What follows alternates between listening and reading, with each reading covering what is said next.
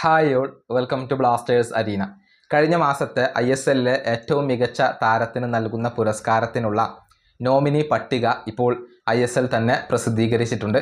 അവർ ഒരു വീഡിയോ പുറത്തിറക്കിയിരുന്നു. 4 താരങ്ങളാണ് ഈ നോമിനി പട്ടികയിൽ ഇടം കണ്ടെത്തിയിട്ടുള്ളത്. ഏറ്റവും പ്രധാനപ്പെട്ട കാര്യം എന്തെന്നാൽ കേരള ബ്ലാസ്റ്റേഴ്സിൽ നിന്നും ഒരു താരം ഇടം കണ്ടെത്തിയിട്ടുണ്ട്.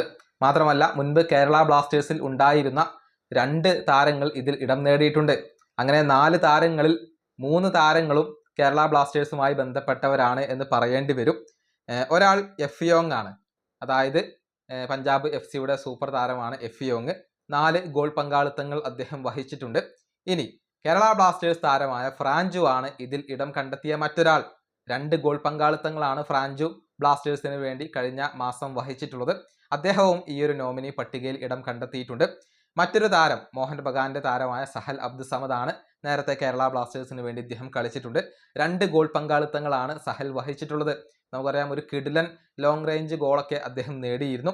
ഇനി മറ്റൊരാൾ ഡൽഹിക്ക് വേണ്ടി കളിക്കുന്ന ഐമനാണ്. 3 ഗോൾ പങ്കാളിത്തങ്ങളാണ് ഡൽഹിക്ക് വേണ്ടി ഐമൻ വഹിച്ചിട്ടുള്ളത്.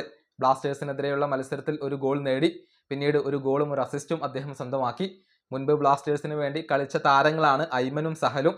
ഈ 2 താരങ്ങളും പട്ടികയിൽ ഇടം നേടിയിട്ടുണ്ട്. കൂടാതെ ഫ്രാഞ്ചുവും ഉണ്ട്. ഏതായാലും ആരായിരിക്കും ഈ ഒരു പ്ലെയർ ഓഫ് ദി മന്ത് പുരസ്കാരം സ്വന്തമാക്കുക എന്നുള്ളതൊക്കെ കാത്തിരുന്നു കാണേണ്ട കാര്യമാണ്. ഈ വീഡിയോ അവസാനിപ്പിക്കുന്നു. അടുത്തൊരു വീഡിയോ കാണാം.